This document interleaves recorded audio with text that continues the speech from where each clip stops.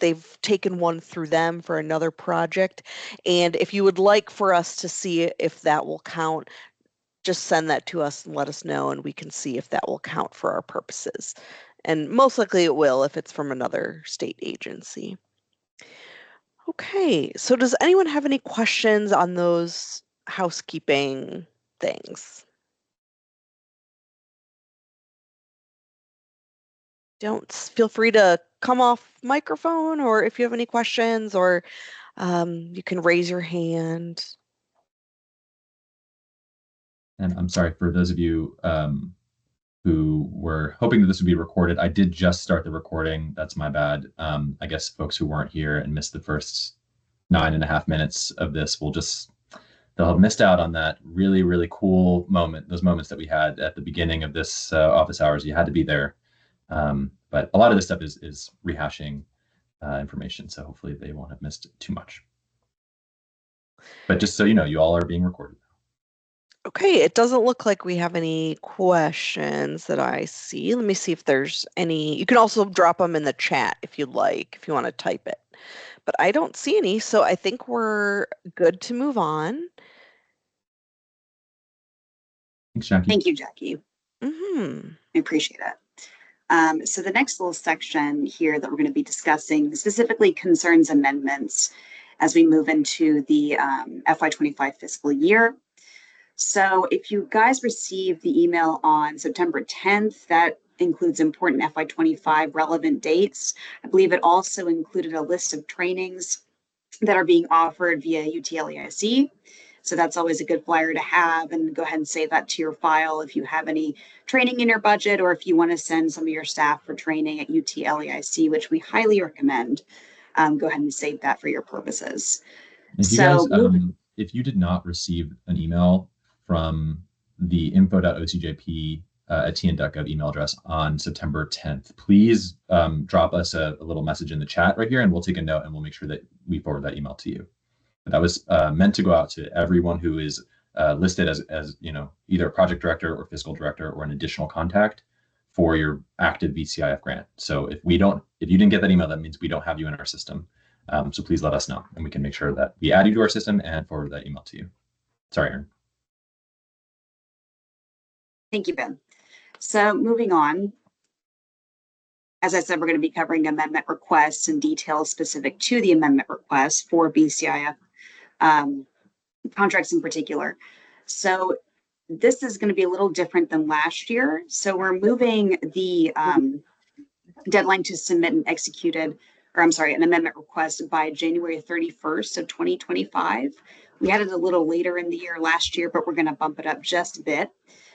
It is important to note that funds do not inherently roll over. So any funds not spent under this specific fund source by June 30th of 2025 will be lost, and you can't go back and spend what we refer to as dead money.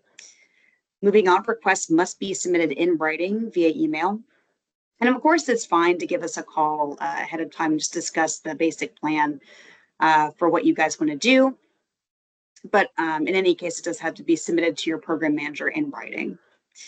And lastly here, amendments are not guaranteed and subject to approval by OCJP leadership. So generally what happens is that an agency will submit a request. The specific program manager will look that over and vet it for any details and gain as much information as they can. And then that request gets submitted to supervisory staff for approval.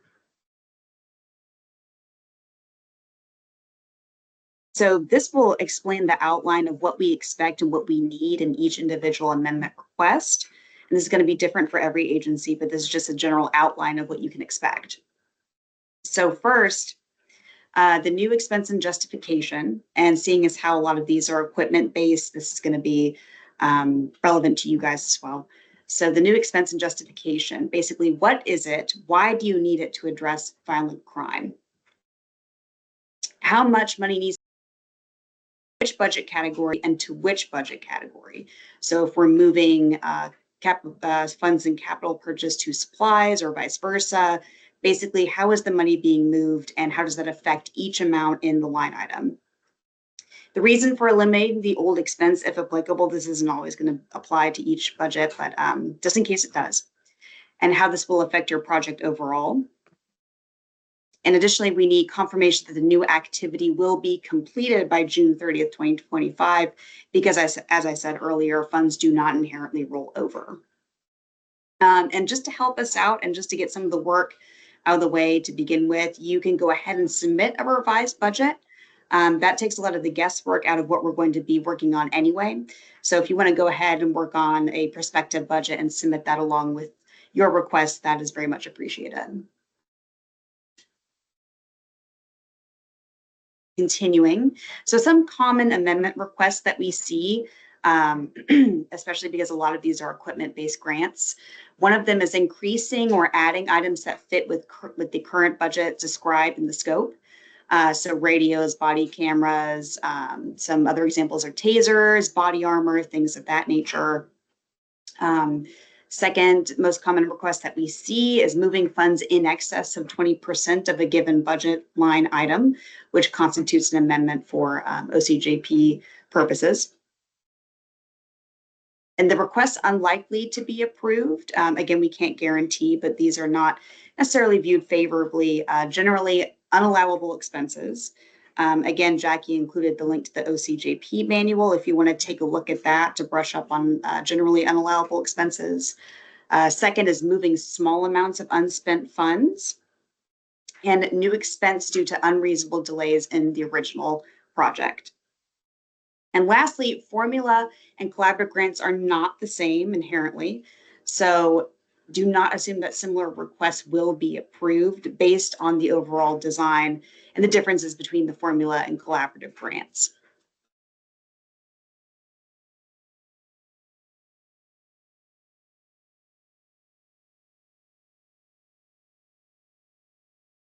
I'm going to go back to that slide actually and see, because I know that there might be some questions here, especially about that 20% bullet there. It can be very confusing. There is a ton of information in the VCIF, in the OCJP grants manual about modifying contracts, modifying budgets, but it can be a little convoluted. So we get questions about this all the time. If this is not making sense to you or you have a question, please don't hesitate to put it in the chat or to come off of mute, because we definitely want to make sure that you guys feel comfortable and understand what this process entails and the kind of the difference between making small changes to your project versus needing an amendment.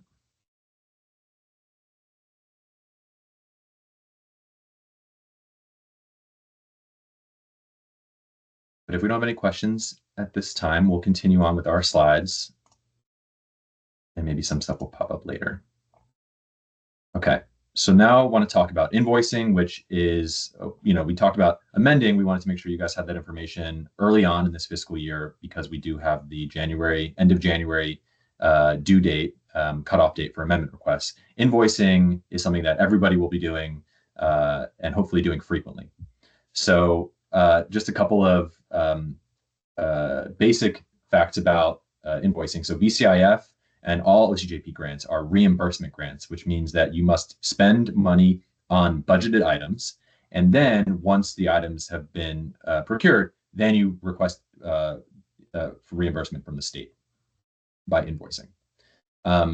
Importantly, you have to follow your agency's procurement policies when you're paying for grant expenses. So a lot of agencies mistakenly believe that just because something is listed in their budget, that isn't going to be necessarily exactly what they need to buy, or that that might supersede some process that your agency or your local government requires when you're making purchases. That is not the case.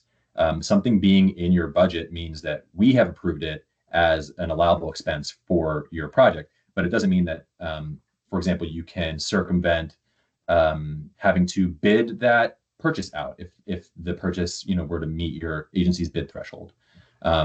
Just because a specific vendor or a specific item is listed in the budget does not mean that has to be exactly what you purchase. If your agency's procurement policies don't allow that, or would require you to go through some process in order to choose that vendor.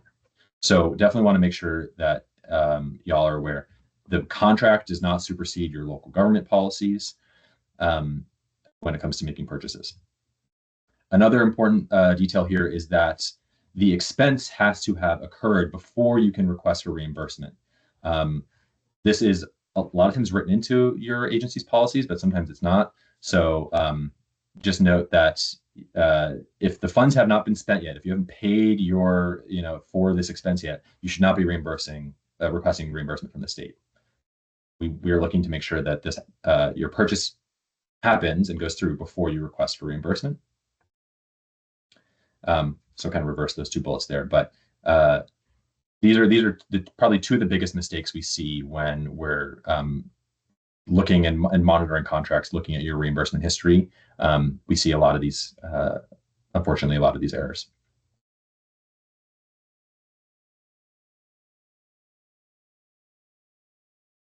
Please reach out to your assigned project management specialist if you are experiencing any of the following barriers, or you have any other information that you think we need to be aware of that is going to impact your ability to implement your project. So if you are, for some reason, unable to expend funds, you're unable to find the equipment you need or find the training that you need, or you're unsure if this training is allowable or something like that, please reach out to us. We are already more than 1 quarter into the fiscal year, and we definitely think that, going based on last year, agencies that waited to reach out, agencies that waited to spend funds had a lot of issues at the end of the fiscal year. So please do not wait to reach out to us if you're having trouble spending your funds.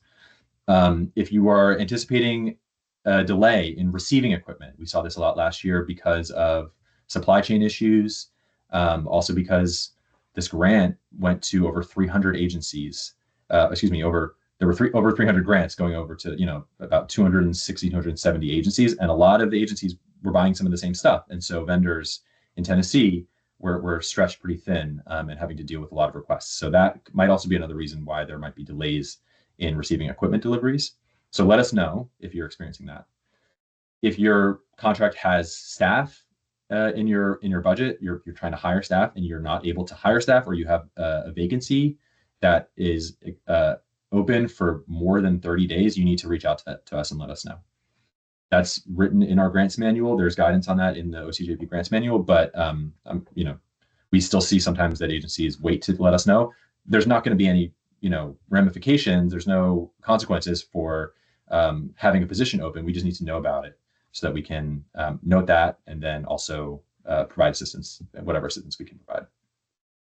And then lastly, if you have subcontracts, you're passing funds to another agency and you have any issues with the subcontract, it hasn't been executed, or you want to change the terms of the subcontract, please reach out to us and let us know. I see a question here in the chat. Jackie, is that what you're about to? I was just about to say, do you want to answer questions now? Or so Jenny, let's see if this is pertinent to the topic we're on right now. If our budget includes 2 line items for equipment and there is a savings from one line, can that savings be applied to the purchase of the second line item? The way that you're phrasing your question, I would say yes. I don't want to offer a blanket approval for all agencies to be able to take money from one item in their budget and just automatically apply it to another line in their budget.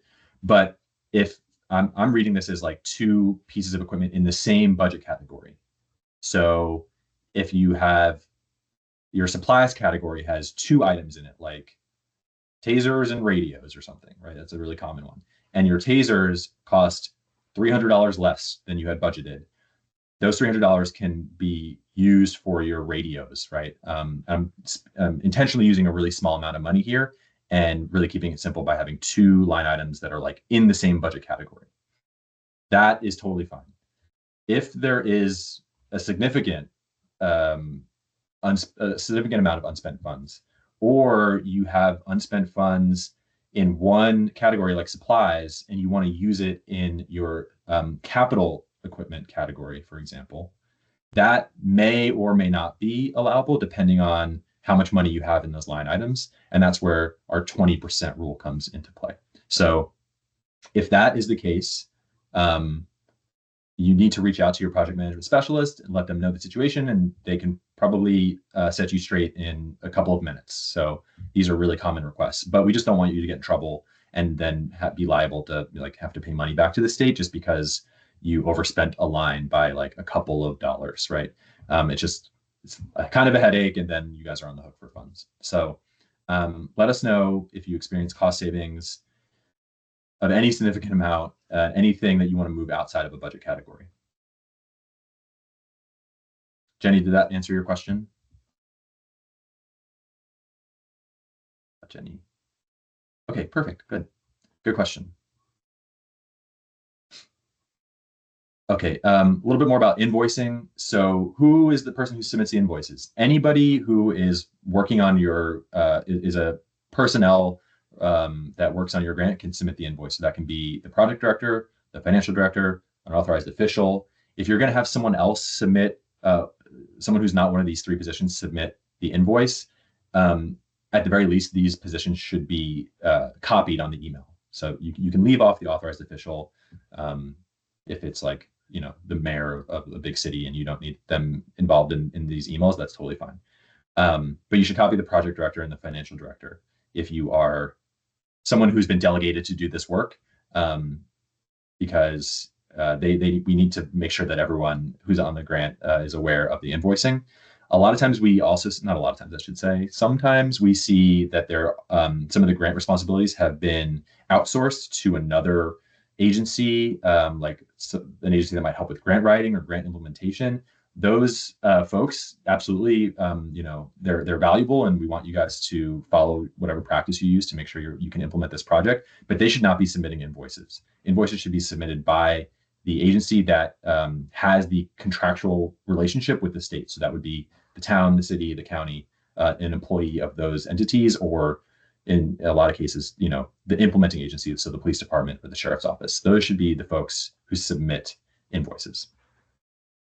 And Ben, that would go for the signature as well. I know sometimes we get questions about that. So the person who's signing the invoice needs to be one of those three people as well. Yes. Great point. Absolutely. And another reason that's important is because every time you submit an invoice, you will also submit, I think this is on probably the next slide, you'll submit a document that says that you certify that everything that you're submitting is accurate to the best of your knowledge, and you're restating where the money should be sent. And so someone outside your agency is not going to be able to do that. They can't certify that, and they won't have that information about where the money should be sent. So just practically, it doesn't make sense for someone outside your agency to do this. And then in terms of the person signing the invoice, as Jackie said, that needs to be someone who is directly responsible for the implementation of this contract. Invoices should be submitted monthly. That's the recommendation that we have, but are required to be submitted quarterly, which would be 30 days after the end of the quarter. So our first quarter for fiscal year 25 just ended at the end of September. 30 days, October 30th would actually be the date. It should say October 30th. There's a question here in red about what if you didn't spend any money in the prior quarter, or what if you didn't spend any money in a month, and now it's the end of the month, and we're saying you should submit a monthly invoice. So if you submitted invoices recently, you may have gotten an email back from the State Office of Business and Finance saying that you need to submit an invoice workbook with $0 for the month of August or something. And so you submitted your invoice for money you spent in September. You didn't spend any money in August. OBF is now asking that you submit an invoice for the month of August that says $0 on it. This is not the guidance that we've shared in the past, and we are aware of that. We are trying to work with OBF to figure out the best path moving forward, and to try to clear up kind of some of this contradictory guidance, and to make sure that this is easy and simple for you guys as well. So we understand that this is a little bit messy. We definitely apologize for that. But for now, if you're going to be submitting invoices, just be prepared that OBF might send you an email back and say, hey, we actually need an invoice for July and an invoice for August showing $0. They need to confirm basically that you guys aren't, not just you guys, but all the agencies that have grants with the state aren't planning to invoice one month and then invoice next month and say, oh, actually we had expenses that we didn't bill you for in prior months, right? They're trying to avoid that situation. which happened a lot at the end of the fiscal year 24. So again, we're working to try to clarify this guidance for you guys. My hope is that we'll have some definitive guidance for you soon. But just so you know, for now, when you're submitting an invoice, you might be asked to submit multiple blank invoices for prior months where you didn't spend any funds. If you don't have any funds, any invoices to submit, I would say for now, like just hold off on submitting stuff. But that's going to be the case if you do have invoices to submit. You might get that feedback from OBF. Any questions on that?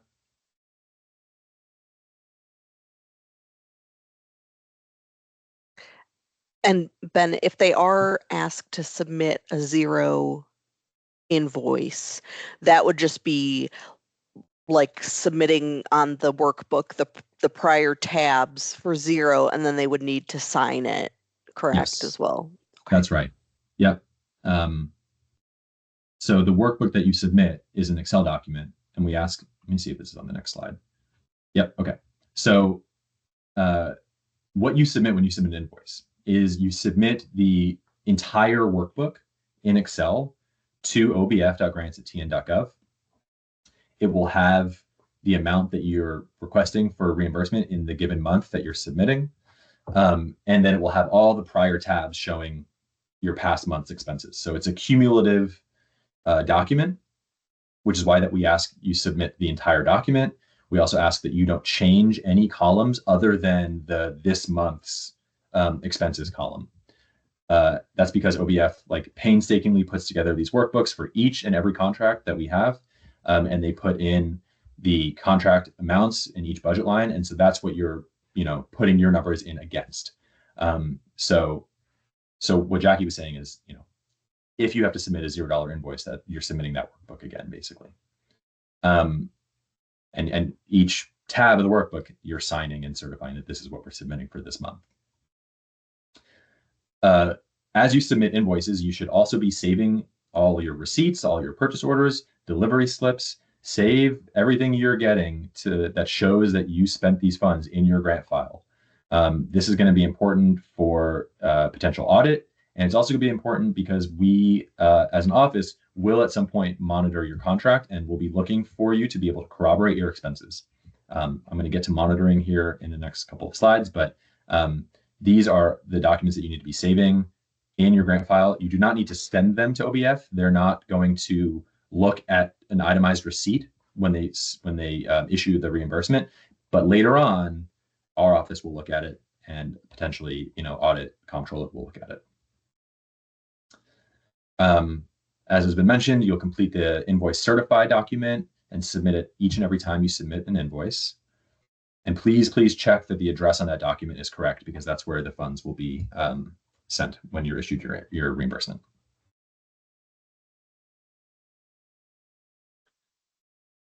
Many of you have already amended contracts, but I want to talk about what it would look like if you're going to amend your budget and you want to continue invoicing. So if you're amending your contract budget and you're adding expenses, you're adding new equipment or new trainings or something like that, you cannot incur costs for those newly added items until your amendment is effective.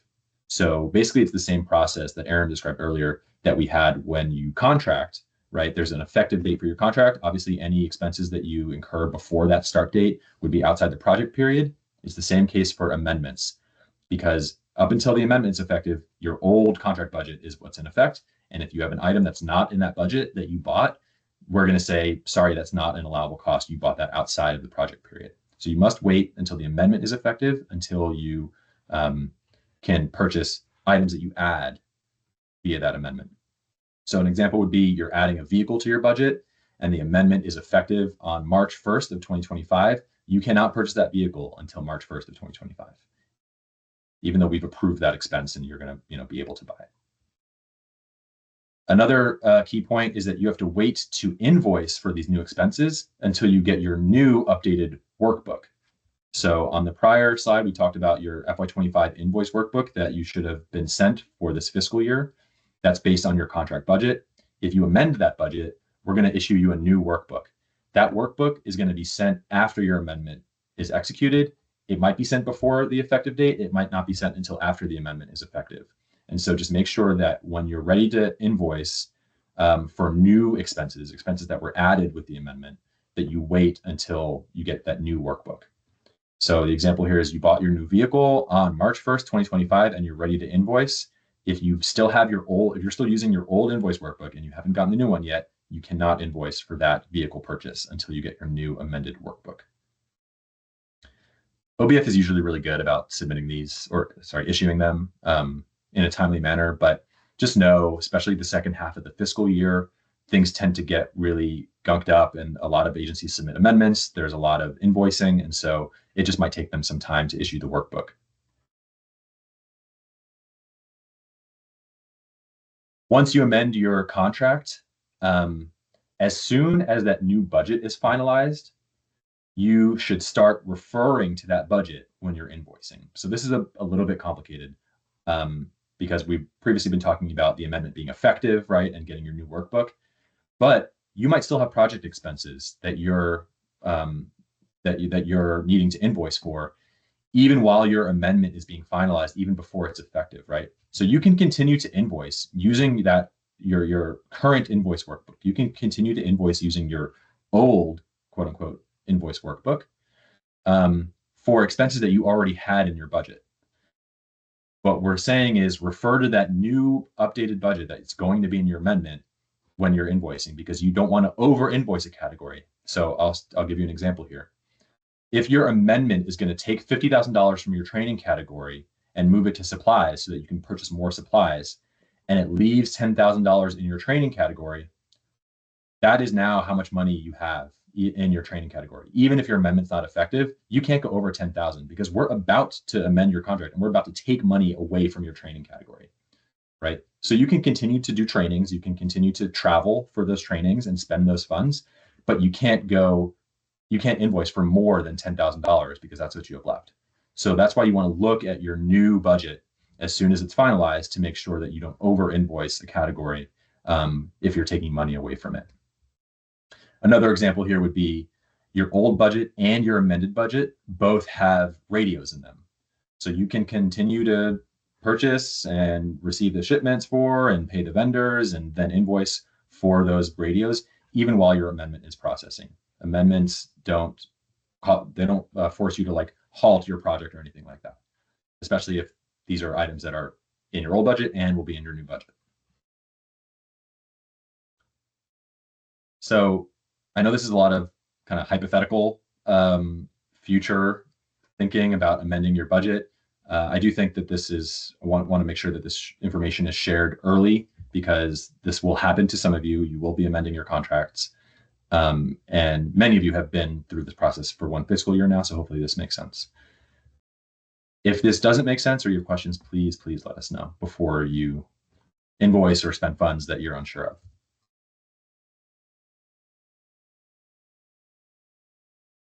Okay, so that was a lot about amendments and invoicing. Any questions? Does anybody want me to go back to a certain slide so we can go over any of what has been shared so far? Sorry, so I would like to go, I got a question in my email, and should someone okay, this is going back to the zero invoicing. I think since it's new, it's a little confusing. Sure. So the question was, should they go back and start pumping out invoices? I think what our guidance here is that we're just kind of warning you that OBF may tell you when you do submit to go back and submit zero invoices. So, and I, Ben, you started to talk and I interrupted you, but yeah, I think agencies, you guys don't go back and do it.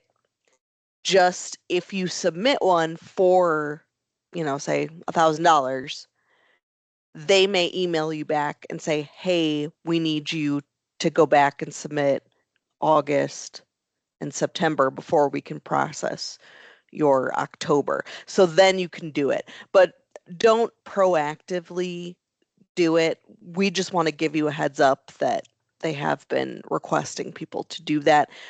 Now, that guidance could change, so that's why we're saying just wait until they say something to you.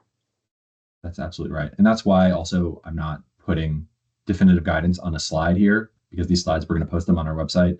And I don't want guidance that then is outdated to live on our website. And some poor soul happens across it who wasn't in this office hours and thinks that, the guidance has changed or something. So absolutely right, Jackie. Thank you for sharing that.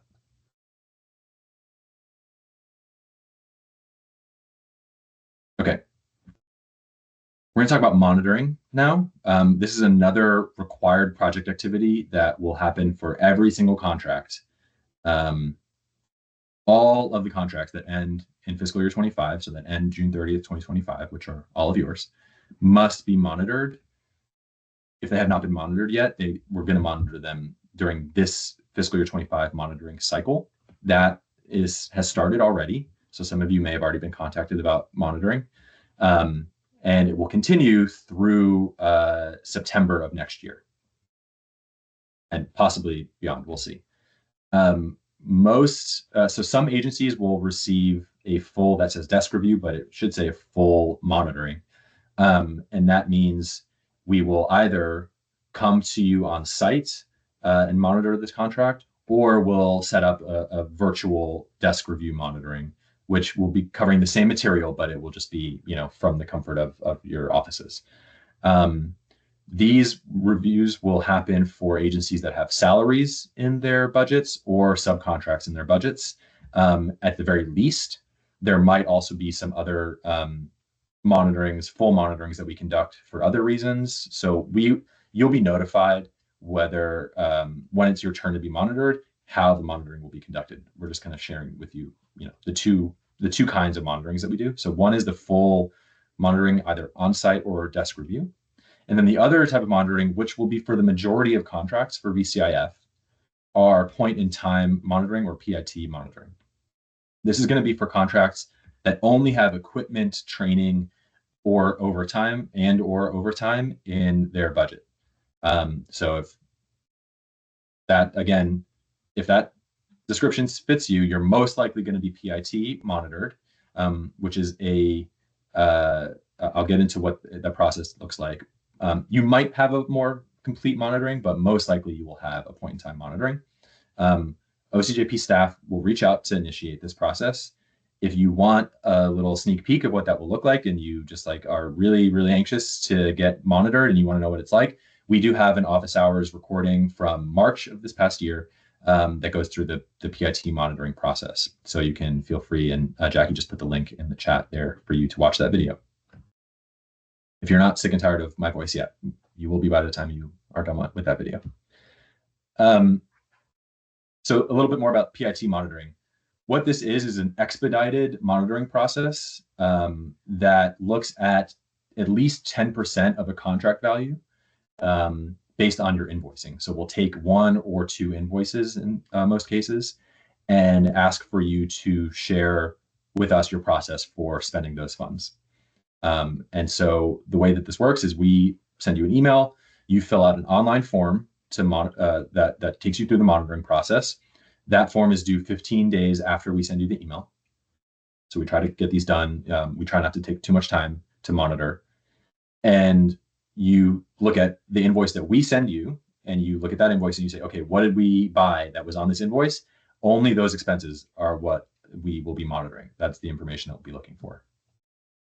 So here are some of the items that you'll need to complete your monitoring. This is just heads up. If you're already saving these things in your grant file, you're on track to have a successful monitoring.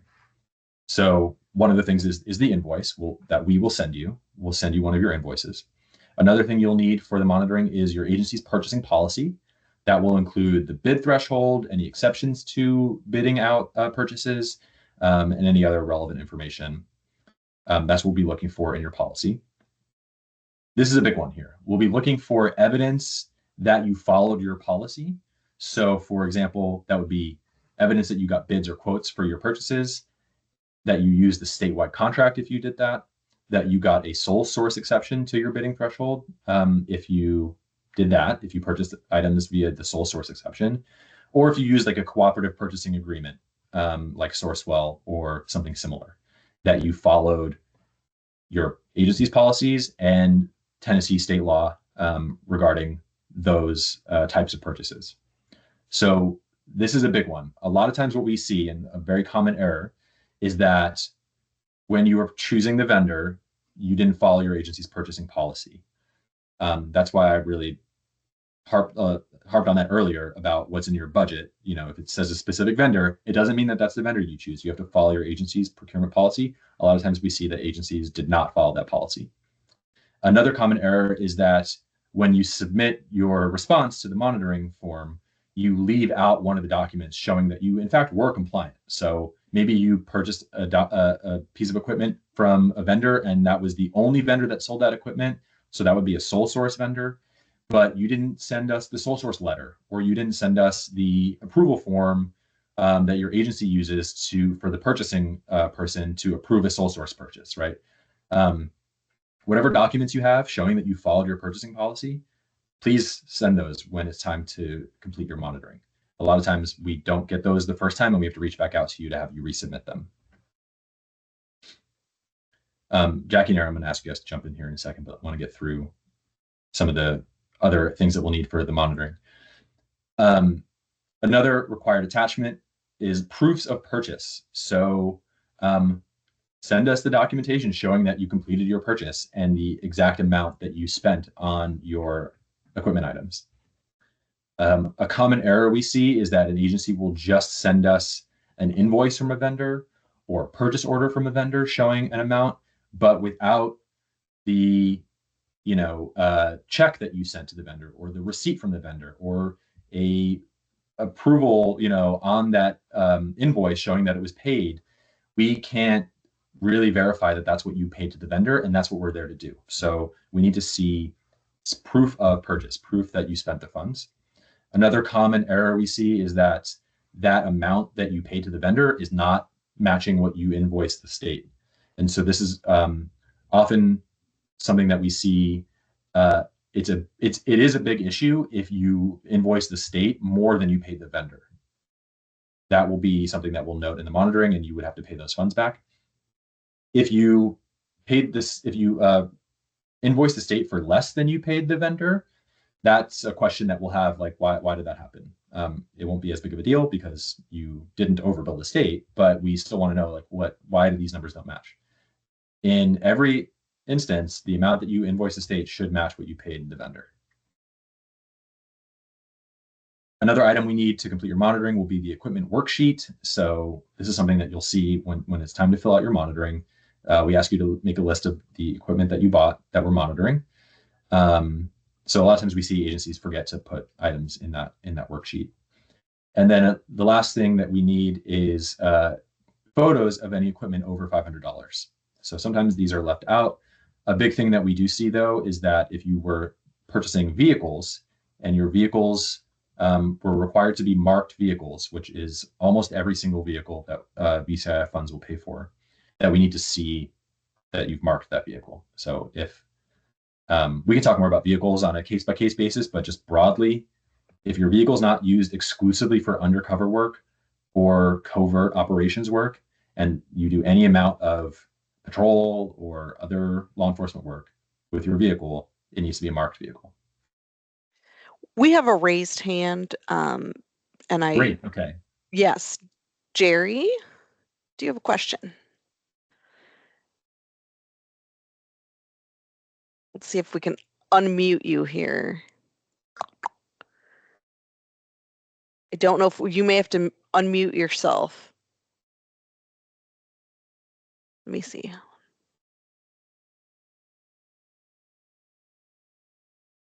Jerry, it looks like you're unmuted, and it looks like you might be talking, but we are not hearing anything. All right, what about now? Oh, there you are. Go ahead. I actually had a question and then another question.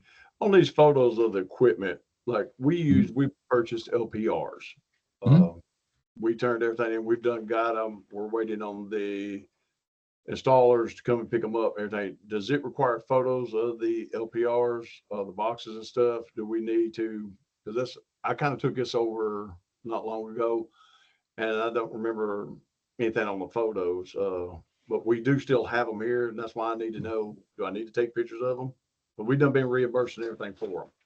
Yep. So, so this is for specifically the items that we will monitor when we come to monitor your contract. So if what we come to monitor is the invoice where you bought your LPRs, then because they cost more than $500, we would need pictures of them. But you don't have to go and take pictures of all your equipment right at this moment. I mean, right. You're welcome to do that if that's, you know, helpful when you're cataloging and you want to just be prepared for us to come and ask for that, right? But I don't know, looking at your, you know, I don't have your contract pulled up, but I can't tell you right now we're going to come and monitor the invoice where you bought your LPRs. So it's safe to go ahead and have them. You absolutely can, yeah. What we're looking for is proof that you have these items because they are above a certain threshold, that they're considered either sensitive minor equipment or capital equipment. There are just kind of higher thresholds for documenting that you made those purchases. And so that's why that's a requirement of your monitoring. But so I would say it's not a requirement that you take a picture of every item that you bought with VCIF funds. But if we come monitor and we ask, you know, hey, what did you purchase on this invoice? And you purchased LPRs or some other equipment, then you would have to go take pictures of them at that point.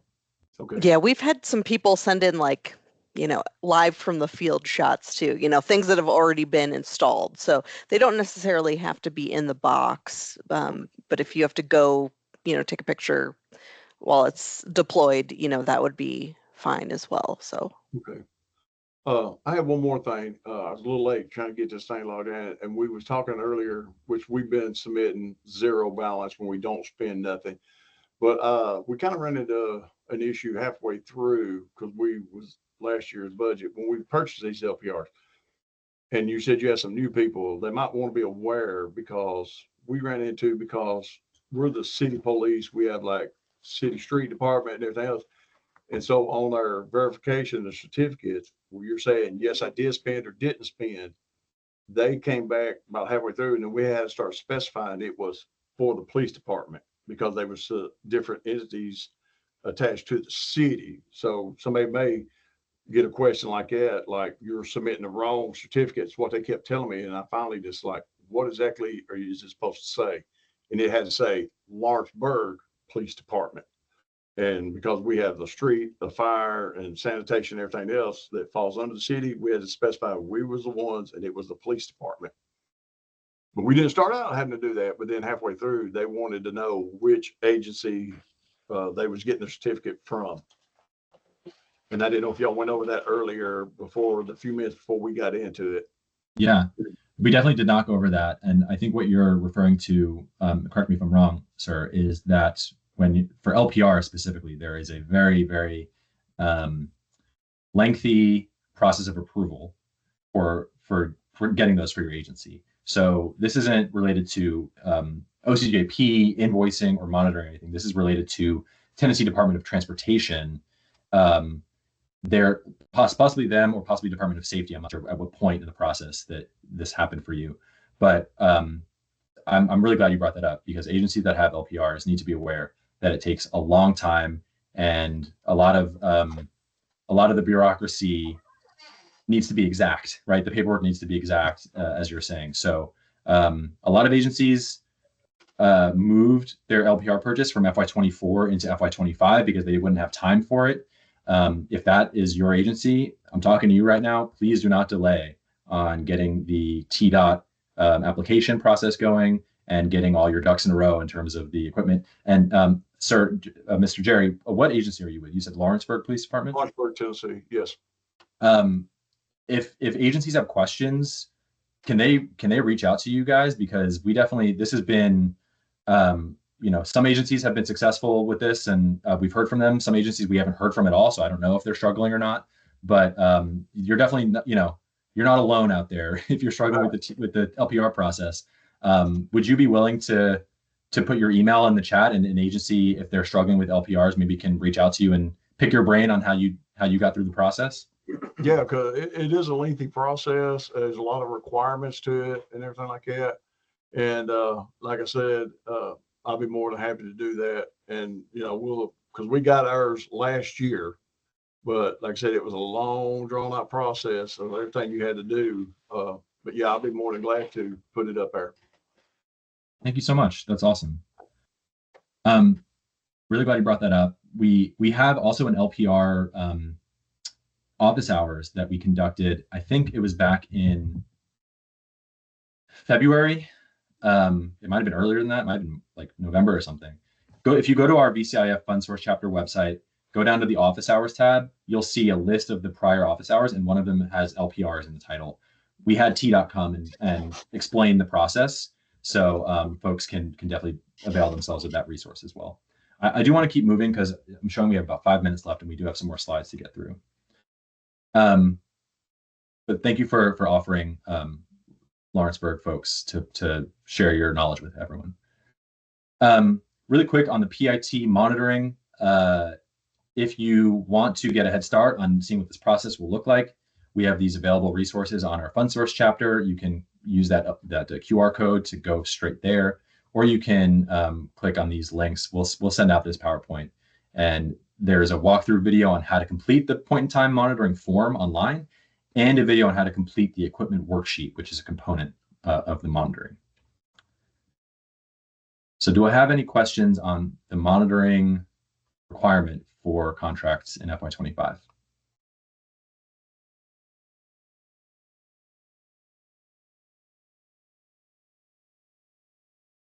And it's totally understandable.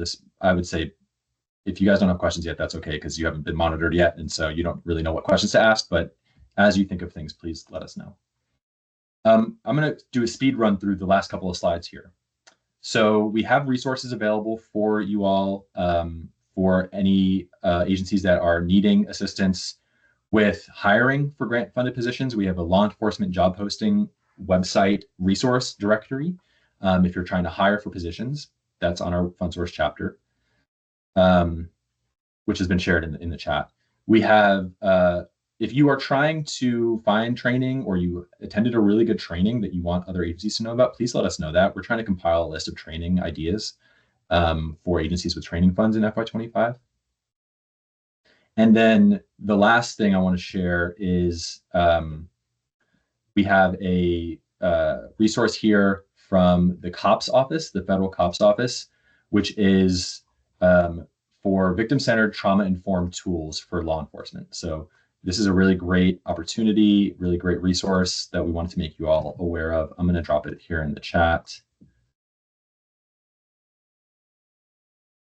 So it's kind of like a toolkit, and it's divided up into here are resources for first responders, here are resources for evidence collection teams, here are resources for investigators, supervisors, agency leaders. So it's really, really well structured. It's not very long. I know a lot of times toolkits are like dozens of pages. This is, I think, 2 pages per target audience. So it's really well. I really like this resource. You guys should check it out. We still do have our technical assistance provider, University of Tennessee Law Enforcement Innovation Center. They can meet with you and help you think through training ideas, model policies for for your office. And if you need to get something passed through city, county commission meetings, they'll help you draft a resolution for that. They also have an events calendar on their website. Rhiannon is the main point of contact there. So please reach out to her. She's really wonderful, and she's happy to help all law enforcement agencies in Tennessee. There are, here's the list of free trainings. This is free for all Tennessee law enforcement agencies. You do not need to be a VCIF grantee to avail yourself of these trainings. Some of them have been so popular that LESE added a bunch of new ones. So the sovereign citizen training is brand new. The human trafficking training is brand new. And the Spanish for law enforcement training is brand new. That one's so popular that this training filled up completely. So they added another one that's going to happen in February. So please reach out to Rhiannon if you want to attend one of these trainings. Also, if you want to host a training at your organization, LESE will come to you. they will be happy to schedule something at your location. They just ask that you help them fill up that training. So if you can invite neighboring law enforcement agencies, for example, to make sure that the training is full. These are all free of charge. We have some crime scene operations trainings, criminal investigations trainings coming up, FTO training, some more were added for early 2025. And then another new training is the blood stain pattern analysis training. 2 dates were added in January and February. So definitely check those out. Before we close, any last questions? I see now it is 11 o'clock. So we really appreciate your time. If you have to jump off, we totally understand. Just wanted to share that the next office hours, and I'll go back and pause for questions. Next office hours will be November 13th at 10 a.m. And we'll send out an invitation closer to that date. So please hold your calendars then. The topic will be identified at a later date. But we really appreciate all of your time this morning. If you have to leave, we understand. I'm going to end the recording here. But if people have additional questions, we'll stick around for a little bit longer. And I actually do see a question in the chat here. So Valerie, you're asking, do you have any information regarding future VCIF funding? Oh, okay. Let me leave the recording going for a little bit. We do not have any information on future VCIF funding, unfortunately. If you were holding out hope that your contracts might be extended or something because we would have another round of VCIF funding past 2025, I do not have good news for you to share at this time. So definitely plan on your all the contracts that are active right now dying at the end of 2025. Do not expect that they will be extended. Do not expect that there will be more funding. If there is more funding, at this point, I have no idea what that will look like, but it might look very different from the current funding.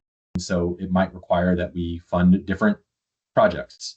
And so, a lot of the VCIF contracts right now are equipment contracts. I don't know that that's going to be the same thing if there happened to be another round of VCIF funding. So all that is to say, please plan on your projects wrapping up and being completed, all the funds being spent that you can spend on the budgeted items in your contract by June 30th, 2025. Okay. Sorry. I was just going to say, along those same lines, they can continue even after this grant ends to use UT's LEIC, correct? That is not something I know to be true. Okay. Because UT's contract also ends at the end of 2025. Yeah. Okay. So we'll see. That's something that I think it would depend on if there were more VCI funding, which I don't know at this time. Yeah. Okay. But UTLAIC still exists, so you can still use them. I just don't know, like their trainings may not continue to be free, that kind of thing, right? Right. Yeah. But UTLAIC, they're not going anywhere. They're just right. The grant funding might run out. Yeah. Gotcha. Okay, I'm going to stop the recording now.